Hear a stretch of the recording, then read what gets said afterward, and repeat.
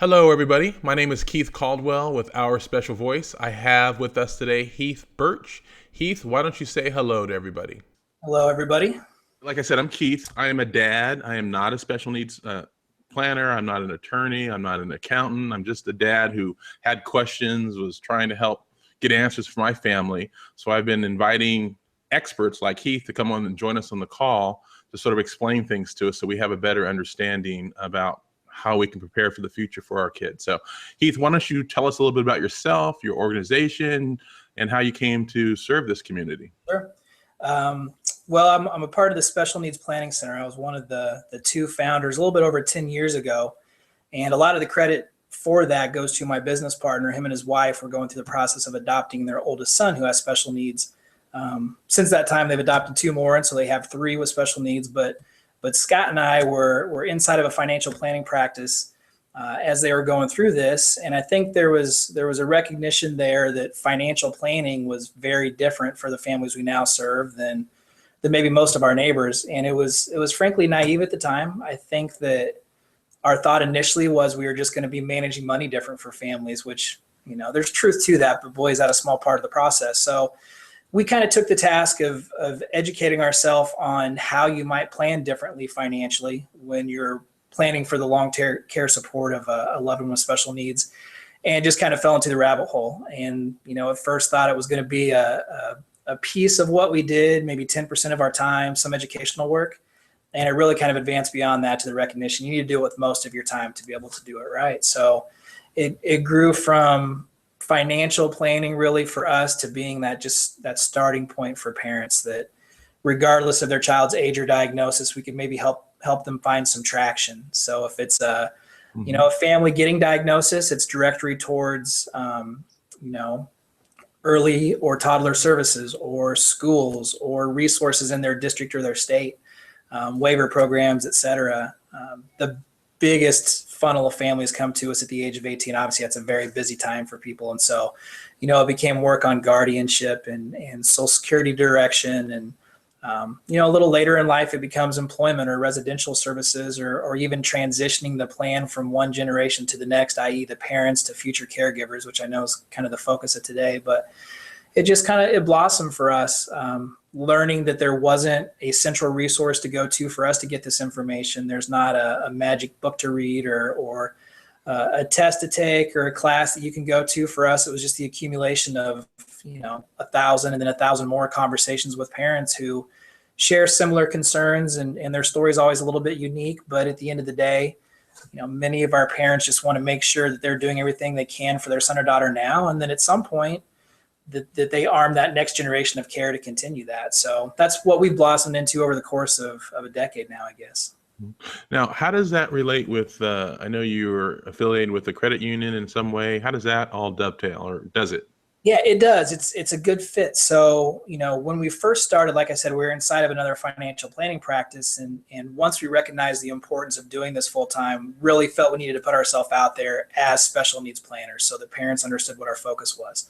The one challenge to that is there wasn't a model for us to follow. There at the time were very few, if anyone, who was doing that. And there are, of course, a lot more now, but there just wasn't something for us to pattern ourselves after. So when we went out on our own, our focus at that point was just serve families how we could. And we made a lot of mistakes and figured out how to do things better and grew.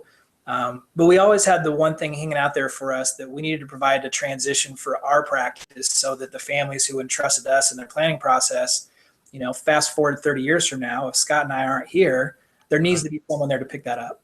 So we were approached a few years back by a regional credit union and have since merged our practice into their financial planning division. We are in large what we were before. I just think we now have opportunity to become a little bigger and better. There's resources there we wouldn't have had available for before. The biggest one probably is soon the addition of a corporate trustee or trustee services for parents, which is a big concern for a lot of families and something that might have been difficult for Scott and I to create on our own. Leveraging the resources of the credit union and that partnership has put us in position to do some pretty cool things.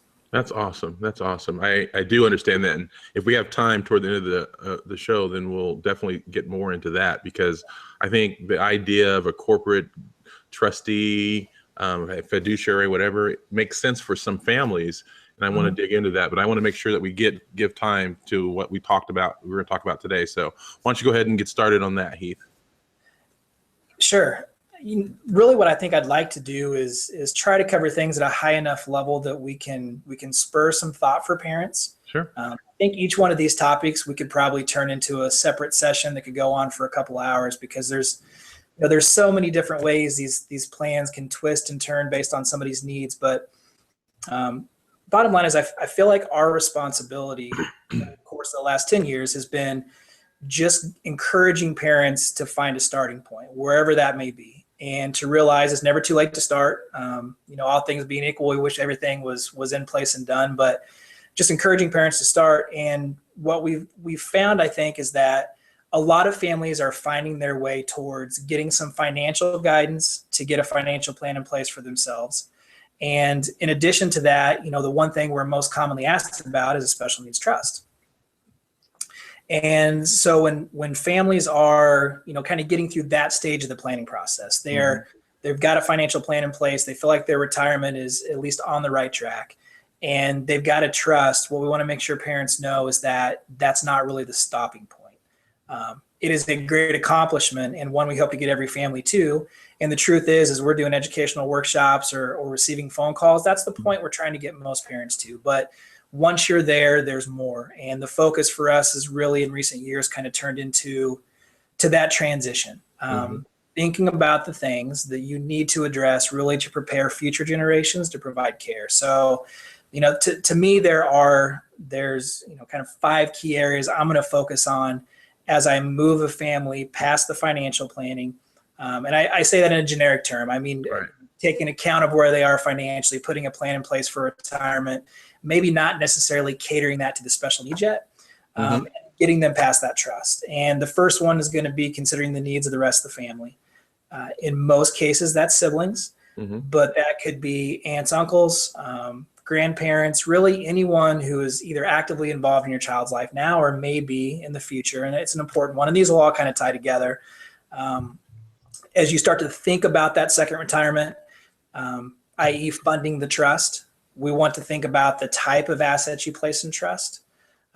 We want to make sure that as the money gets into the trust, we consider the taxation of those dollars and try to provide some direction towards parents so that they can educate whoever's going to serve as a trustee at some point, what assets might be best placed inside of a special needs trust, what assets might be left to other children or other beneficiaries.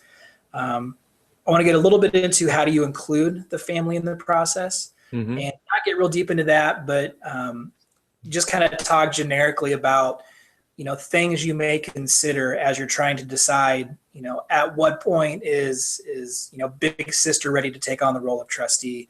Right. And then that pulls us into the last piece, which are those non-legal, non-financial documents that we think are really important for every family. So, you said something earlier that made me think about my personal situation is that, as planners, as parents, we think about ourselves, our wives, our husbands, and our children. But right. I thought about the fact that my dad has dementia, and there's an issue of care for him too. So we're sort of like sandwiched in between 2 generations. Not only do I have a son with a disability, I have a father with some mental challenges as well. And I'm thinking that puts parents in a very unique, planning for your own generation is one thing, planning for your child's generation is another, but also being financially and or personally involved and responsible for your parents is extra burdens. No question. It's not just the financial considerations and the stress it can cause trying to plan for yourself financially, a child financially, and maybe your parents financially, but it's just integrating the planning for all of them. And you've been covered in previous webinars by you and covered by a lot of people, so I won't go far into this, but you think about the basic concept of a special needs trust, and it's there to protect the assets you might leave behind for your son or daughter. Right. That can easily be complicated by the estate plan of your parents or well-intentioned aunt and uncles or brothers and sisters. And so we face that a lot where we have, the next generation up, grandma and grandpa, who years ago did something wonderful and decided they were going to leave $100,000 to their grandson who had Down syndrome. and not being aware of that or in a position to help them change that. We've had assets come in later that have disrupted the planning mom and dad have done. So that it impacts the planning in so many different ways. Right. Okay. I didn't mean to take you off. So No, go it's ahead. okay. That's okay. Well, so the first one is kind of the thought of including the other children in the plan. Mm-hmm. And I don't want to get quite, we'll talk about this in a little bit. I don't want to quite get to the point of what roles they might fill in caring for their sibling with special needs. But I want parents to always remember that even though they tend to come and see us because of their son or daughter with special needs, it's really an entire planning process. And we as advisors can't forget that. We can kind of get caught up in the needs of one of the kids, and sometimes that leaves us ignoring the needs of others. And so it manifests itself in a couple of different ways. Again, these aren't in future trustee or guardian type roles. These are more the today as parents plan around it. But we often have to repeat the phrase to parents that fair is not always equal. It's not up to us to dictate where assets should go, how they should leave their estate. It's to educate them on what their options are. But as they're thinking through that, I want to encourage parents that it's probably a moving target. And so if I picked on my family for a minute, I've got 3 little guys, and my intent right now is to leave my estate equally to the 3 of them should something happen to my wife and I. I suspect most parents probably start, close to that. But over time, you may find that the needs of the kids shift.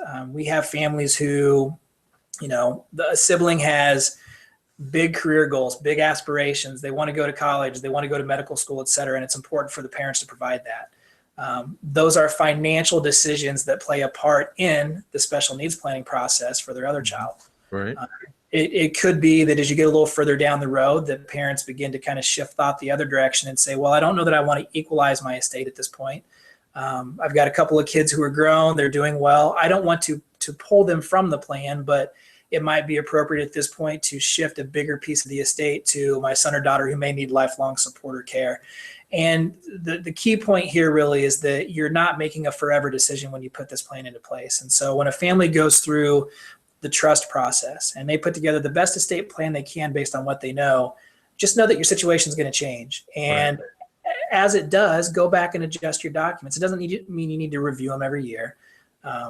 But as kids mature or parents age or the needs of your family change, make sure you go back and reflect that in the documents and don't accept the fact that I've got it done at one point. I've filed it away. I've kind of done my job. You've taken care of the hard part, but it's important to remember that you're going to need to go back and adjust that from time to time, and it's okay to do it. Like I said, let me ask you a question about that.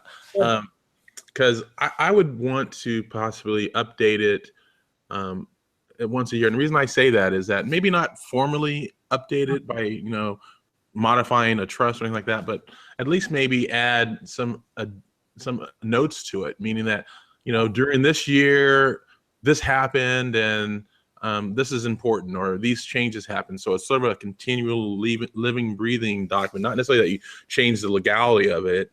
I'm just saying that you update the information because the story changes. So I would want to have some kind of consistent time to reflect upon what has changed in the previous year. Just my thought.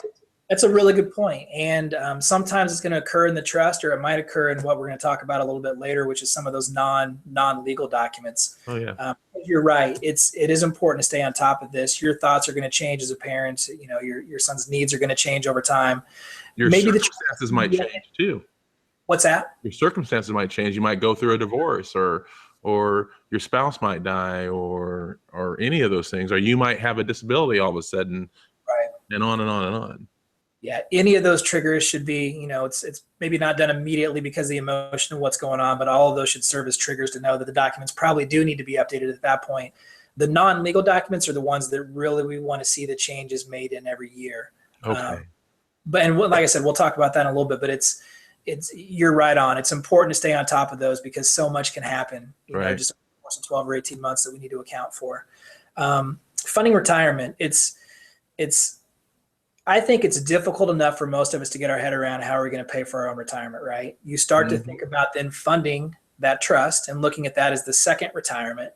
And there are a lot of good advisors throughout the country, maybe even special needs planners and otherwise, who are in a position to walk you through that process. But one of the things that I think sometimes doesn't get addressed is the what goes where. Thought of what assets maybe best serve a special needs trust, what assets might be better off left to church, charity, to other kids. This is going on the assumption, and I'll say this up front, this piece here is kind of built around the idea that we've got past the point of putting our financial plan in place. Right. And we've got past the point of creating that special needs trust. And I'll also preface it by saying that, we talk about what assets maybe should go where. Mm-hmm. In many cases, a well-drafted trust is going to leave the trustee discretion to decide what asset goes into what bucket, so to speak. So this is not to scare parents into thinking that you've got to know, where mom's IRA goes, Right. willing 50 years before that's an important decision. But some big assets that tend to fall into every estate plan that parents should give some thought to. First one I always mention is the home, right? Mm-hmm. And it's most of us are going to have a home someplace that either we're living in, or if we're not there on our own, we're still raising our son or daughter in. And then in many cases, continuing past the age of 18, our son or daughter is still living with us. Right. And it's in some cases, what that manifests into is a family who's had their son or daughter at home for 30, for 35, for 40 years. And Right. that is a really important part of kind of their, that is a part of their routine. That is a part of their life. That's where not just they're comfortable, but their son or daughter may be comfortable.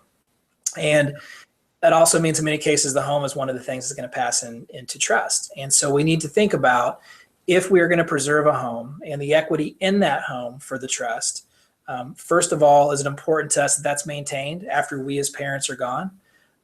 If it is to be maintained, does that mean that we're bringing care from outside the home to then stay with our son or daughter? Does it mean maybe that future trustees or caregivers are going to move into the home and provide daily care? It's the trust is a great asset the home is a great asset to leave in the trust, but we've got to think a step further and think about whether or not there's a mortgage on that home that's going to need to be serviced. If you're a homeowner, you understand the upkeep and the expenses and insurance and taxes and all of those different things, especially in some parts of the country, right? Yeah, and that's why I'm selling. Bye, everybody. That's why it's so empty back there. I know. I had a long conversation with a family the other day about the merits of renting and not buying. So anyway, but the home is a really important asset. For some families, it becomes their biggest asset. Right. And it's great if you're in a position to own your own home and leave that to your child, but you really want to think about the logistics of how you're going to do that. It needs to be documented in a way that it's very clear to future trustees what your wishes are. Don't assume that anybody's going to know that your desire was for your son to stay in his home because that's where he's most comfortable. It's too important of an issue just to leave the chance that somebody will know what your thoughts were.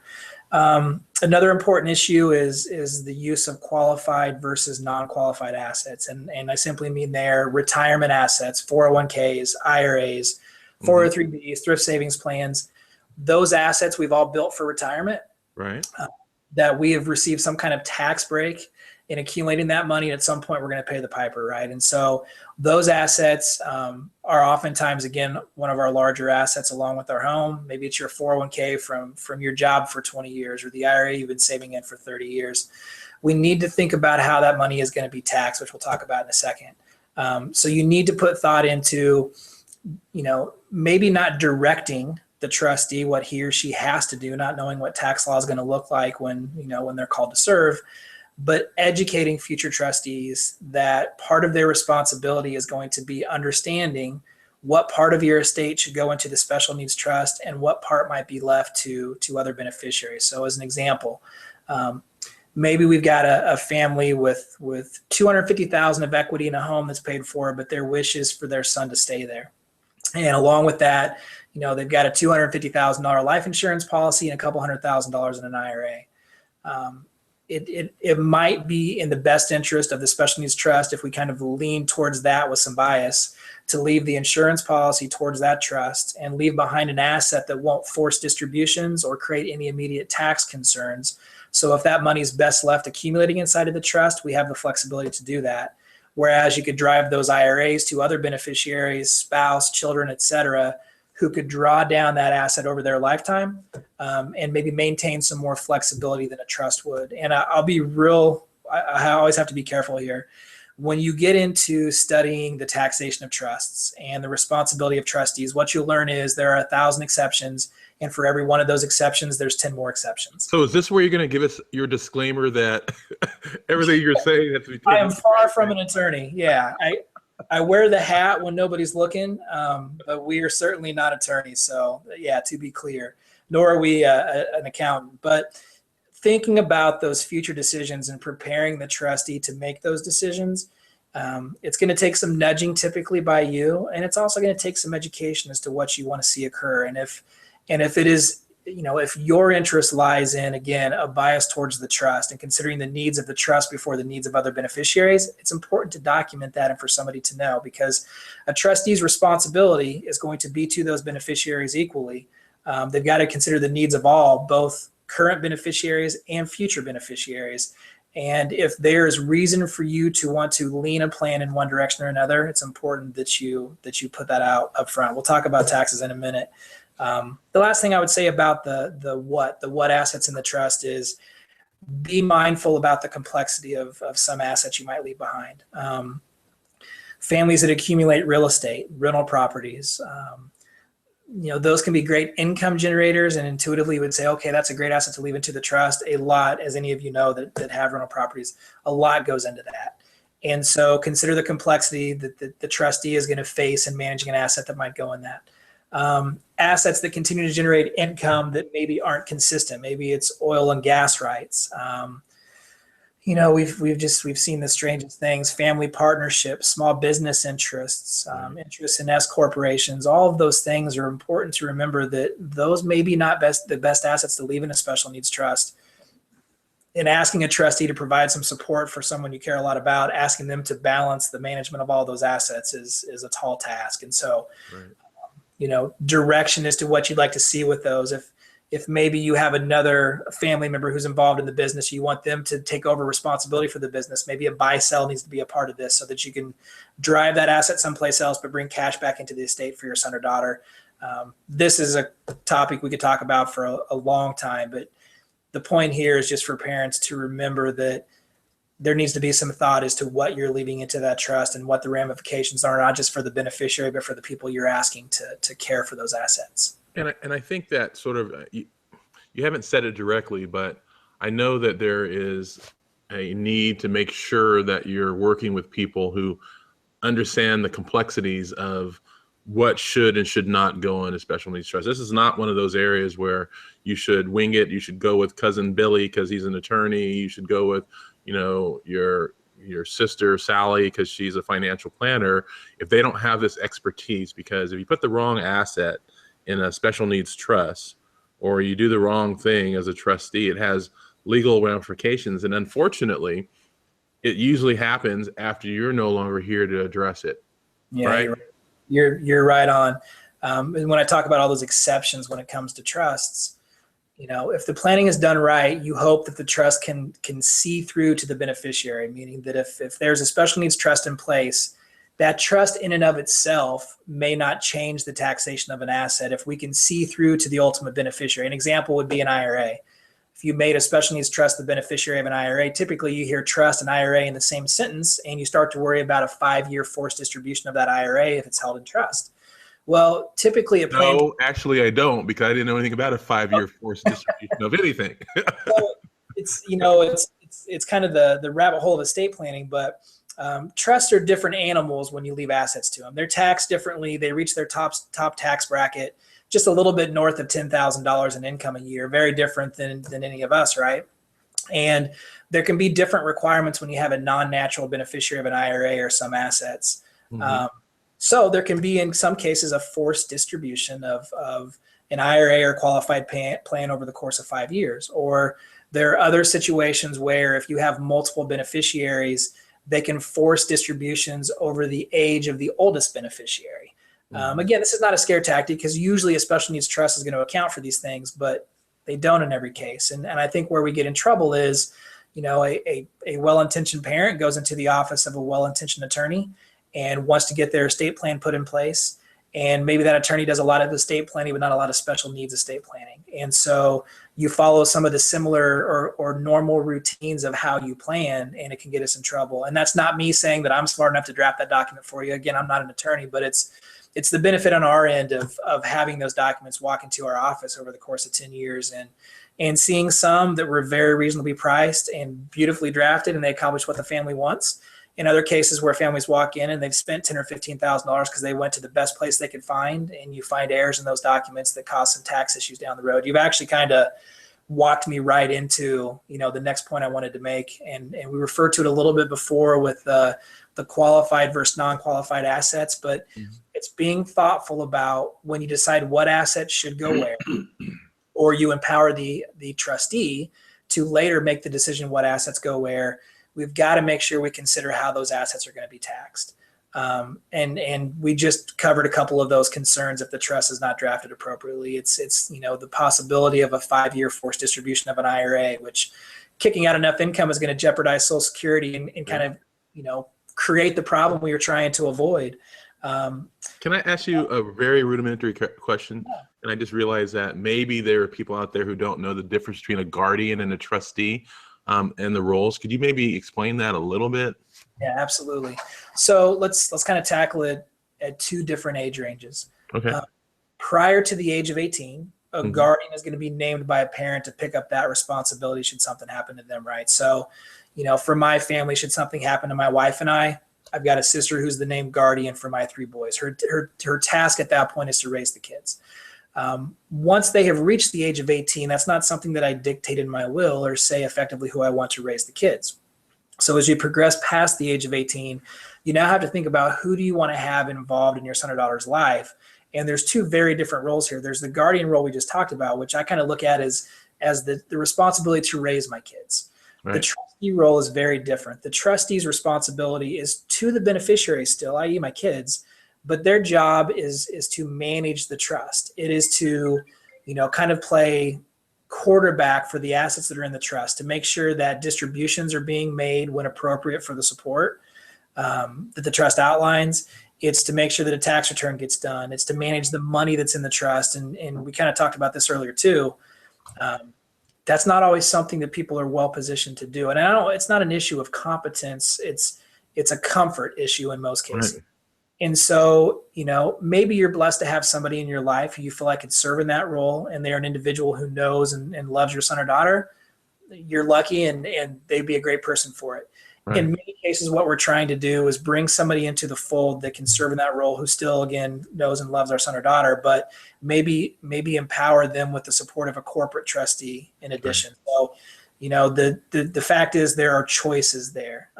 You could, as a parent, I could have an individual trustee where I could name, my brother to serve as trustee. I could go across the street to the credit union and say, I want a corporate trustee to serve as trustee to handle those issues. I can do a combination of the 2, where this is kind of still in something I wanted to cover later, but what's coming a lot more common for us is actually naming the corporate trustee. So we have the security of knowledgeable people who understand when they can and can't distribute from the trust, and the taxation of the trust, and understand the fiduciary responsibility of managing the money in the trust. But then adding to that a trust protector, which might be a family member. So, making up an example, if I was going to name our credit union as the corporate trustee for the trust I have for each of my 3 boys, but I wanted somebody in the family involved to oversee effectively the corporate trustee, and to just simply make sure that distributions were being made when I wanted them to be made, then I could name a parent or a good friend or somebody from church or a brother or whoever as a trust protector to serve in that role. Mm-hmm. Okay. I think on the trust thing, we've covered it in a few different parts of this conversation, but I from a tax perspective, I think at the end of the day, it's knowing that you don't have to make the decision what goes where now. You certainly can if you can see into the future and feel comfortable kind of dictating, but most importantly, make sure you leave the trustee some discretion to make decisions on your behalf if you're not here to do it, while at the same time giving them some instruction or direction now, so they're not walking into that blindly and trying to assume what you would have wanted as a parent. Right.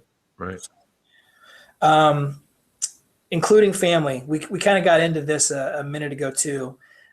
Thinking about the role of a brother or a sister, maybe to serve as a guardian or a trustee. Mm-hmm. The trust protector is one thing we're seeing that's much more common. So we've kind of talked about what roles they might fit in, but two things I want to add to it. One is considerations as to kind of the time of life. And so common scenario would be we have a family that comes in whose daughter is 18 years old.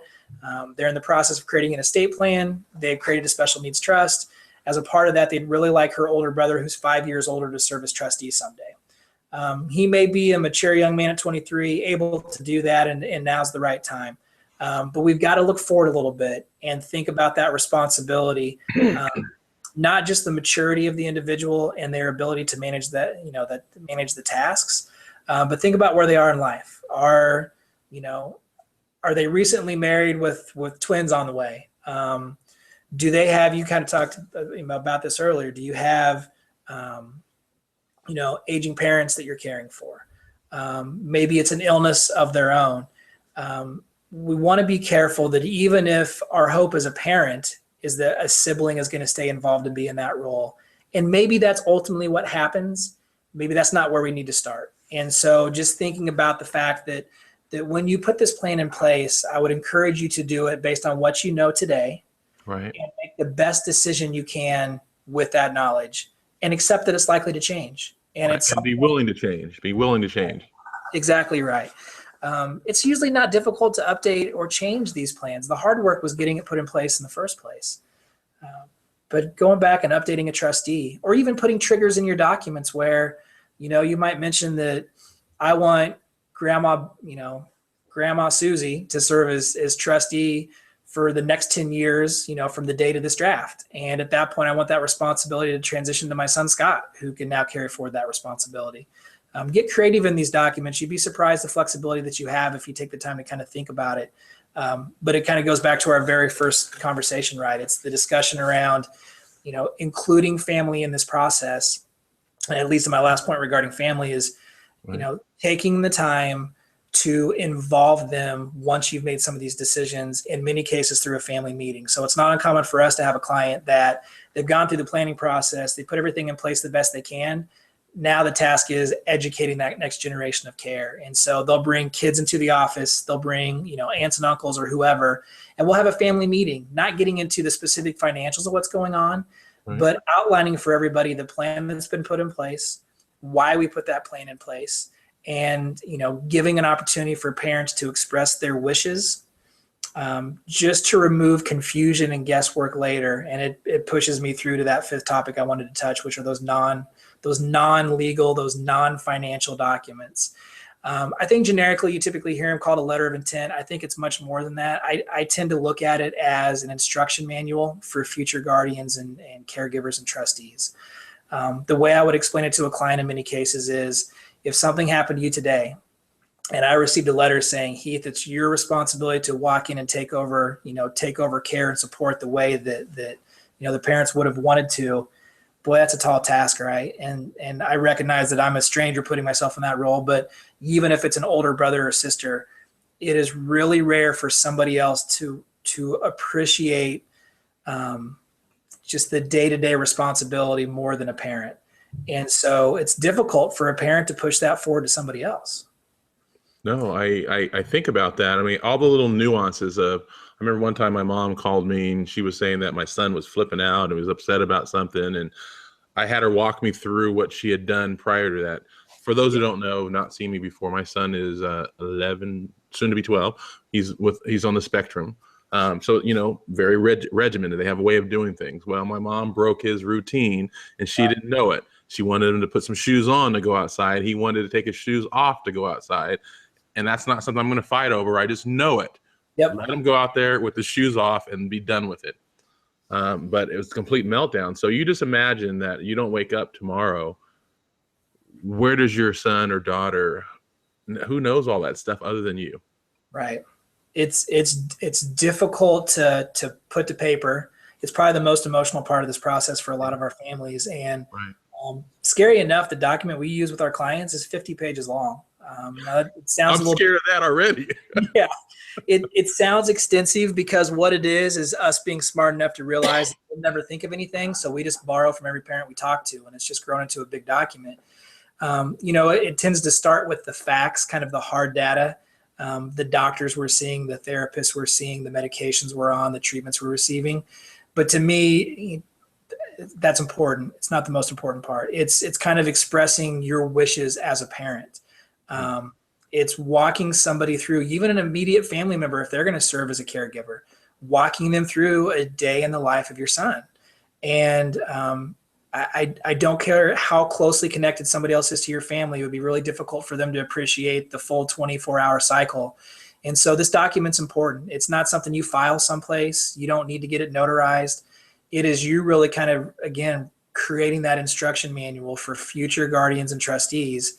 And to your earlier point, it's updating that document regularly as your situation changes. I mean, you have to pull it out and go through the emotion of reviewing it every month, but it's probably more in line with the documents you're mentioning, where once a year, it's time to take an important look at it. Right.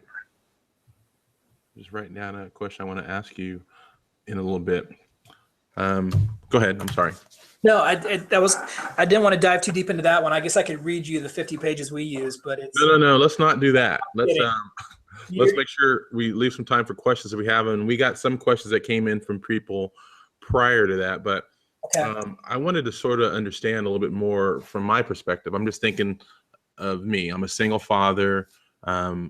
If my ex-wife were to predecease me and now I'm a single father with sole responsibility 100%, how would I do this? How would I communicate with people? Who would I include in this discussion? So you had talked about including siblings and brothers and sisters and other people in that discussion. Can you dig a little bit deeper into that? I mean, what would I say, or how would I say it? Or yeah, I think it happens at two stages. The first one is as you're kind of going through the process that was kind of before our discussion today. So it's the financial planning and the trust planning process. I think it's important to educate other people who might consider leaving behind support or be involved in your estate plan. It's important to include them in what you've done. That would include more specifically, typically grandparents. It might include aunts and uncles who would be inclined to leave behind support. Maybe not always your own kids quite yet, but I think the real work and the more important inclusion is, down the road when you've defined the people who are going to be involved in your son's life going forward. Those are the ones that we kind of want to pull in office and have a more formal discussion as to the depth of the work that you've done. It's hard to translate all of it. I think what it is kind of striking to, the why we did it, not necessarily all of what we did, but the why we did it. And God forbid, in the event something happens, these are the people that you're going to need to get in contact with. So if you've used a great estate planner, you have a special needs financial planner, an investment advisor, whoever it is, if there's been someone who's kind of gone through this process with you, that can be a great starting point to point them towards that person. In our office, what I most commonly see are meetings with future trustees. So a recent example is a family whose son is now in his 20s. Their daughter is about 5 years old, or almost 30. She is the trustee of her little brother's trust. And so I think she's matured to the point where she can kind of appreciate some of the responsibility that goes along that. Not that she didn't before, but I don't know if I would have grasped it all at 20 or 25.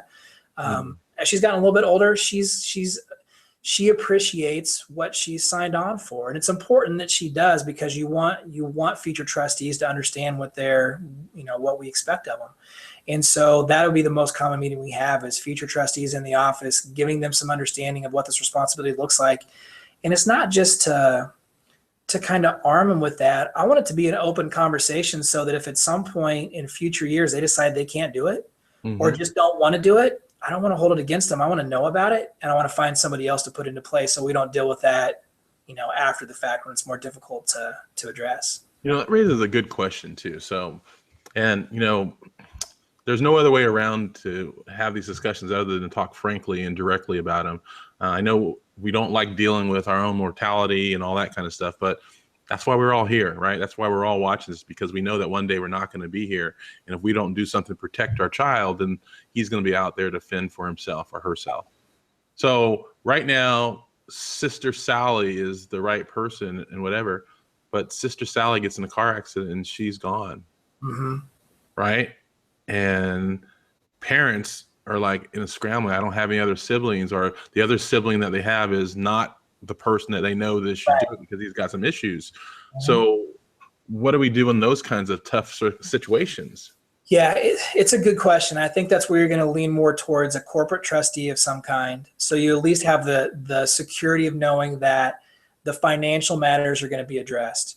What I think is important, though, is to look at the organization or institution that you're asking to serve in that role and make sure that you feel comfortable that your son's going to get the attention he needs. And if not, you may have to start looking outside of the family and look towards friends or church or someplace and explain to him very clearly, I'm not asking you to sign on as trustee or take the responsibility of being a trustee. I don't want you to deal with the tax return or figure out how to manage the money. I want you to serve as a trust protector and provide some level of oversight. I've picked XYZ Credit Union or XYZ Bank to serve as the corporate trustee. They're going to carry the bulk of the responsibility. I just want somebody who knows my son to be involved in this process so that I've got some comfort that if they're not meeting their obligations, that we find somebody who will. Right. You know, I just think about that. I mean, I just recently completed a special needs trust, and when we did select a corporate trustee to manage it, just because of the continuity of care, just because I'm divorced, and should it be my family, should it be her family, and we agreed that it should be neither of our families. It should be someone who knows the laws, but then we added ourselves as trust protectors, and we have people behind it. That made sense in our family. Huh? I was going to say, I've migrated thought on this issue in 10 years. Mm-hmm. There was a time where I would have made the case more often than not for a family member to serve. And it was for a good reason. It's because I really think it's important for someone who understands the needs of the child to be involved in that process going forward. But as time has gone on and we've seen more of these plans kind of go full cycle and see trustees step into that important role, there is a lot of value in having a corporate trustee if you can trust that they are prepared to handle the unique qualities of a special needs plan. So it's not every trust company that I would recommend for this, but if they have some experience in that, they can bring a lot of value to the table. And, so I think now we tend to see families more often than not look towards the combination of both, sometimes personal co-trustee and a corporate co-trustee. Banks and credit unions aren't going to be real excited about a co-trustee role. So it may be, like you've said, a trust protector, but the blending of the two is probably what we see more often than not now versus 10 years back. Yeah, I just, because I thought about that, because my brother is a great trustee kind of person, but not so good on the guardian side because he's never had kids, never been married. He's very, very selfish. And as a parent, you cannot be selfish with kids, and you definitely can't be selfish with a kid with a challenge, a disability. So I said, well, he'd be a great trustee, but he's a lot older. So how long is he going to be around? So it was just, for us, it just made sense to have the continuity of having a qualified corporate trustee sort of be there forever, right? Unless, of course, it's Beer Stearns, and then, that's another discussion. What else we see a lot? Right. So it seems silly. Back to my documents, my oldest is only 8. Every trustee that I have in my plan is under the age of 40. But we have a trustee, a contingent trustee, and a secondary contingent trustee. And it's not because I expect something to happen to all of us in succession, but it's, again, what if my primary trustee can't serve for a very good reason? I want to dictate who the backup is. I don't want them to have to guess. Right. So it makes a lot of sense to have a backup in place. And we, in a lot of cases, if we encounter a family, you're fortunate to have a family member who's a good fit. Not every family does. If you're blessed to have someone who you think is a good fit for that role, but maybe they're, 40 years older than your son, 30 years older than your son, then what you might do is name a family member as the primary trustee and name the corporate trustee as the contingent. Name them the backup. It's every time you kind of change you go from one level to the next, there's some concern, well, they couldn't do quite as good a job. That's going to happen every time you make that next decision. So it's kind of accepting you make the best decision with what you have available. You name the very best trustee you can think of. If they can't serve, you name the second best you can think of, and you work your way down. And as time goes on, it probably requires some updating. Right. These are just tough things to think about. I know. I mean, as I thought about them and, had to sort of think through and really contemplate who I'd want to do certain roles, objectively, that no one's going to do as good a job being a parent as me. No doubt. And as you. So it was a very challenging thing, but we have to just sort of work through it. Yep. Yeah. I think families can get frustrated with us because sometimes this never feels settled. No matter how much planning you've done, you never feel completely settled that what you've done is enough. And it's because of what you just said. It's as a parent, it's difficult to imagine anybody else being in the position to love and take care of your son or daughter as much as you would. And it's just a fact. So it's why we talk about this second level of planning where you kind of get past the trust, and it's about educating and kind of preparing the people that you're expecting to step into a role later. It's that 50-page long, emotional, wine-inducing document that it's important to work through, because Right. there are certain thoughts and feelings you have that you just can't expect somebody to know if you don't educate them and let them know. Yes. I hope that's not 50 pages single-sided. Or double-sided, I'm sorry. You realize that the families we serve are pretty diverse. And so we have some that have a lot and some that don't have much at all. We have some with lots of kids, some with one kid. So it's kind of the all-encompassing. It's thought-provoking. You're trying to get them to think about it, because you may not know this, and others who watched me or heard me before have probably heard it, because it was what started me down this road. Is I woke up one night like 3 a.m. in a sweat, just like, if something were to happen to me and I didn't wake up tonight or in the morning, what happens to my little guy?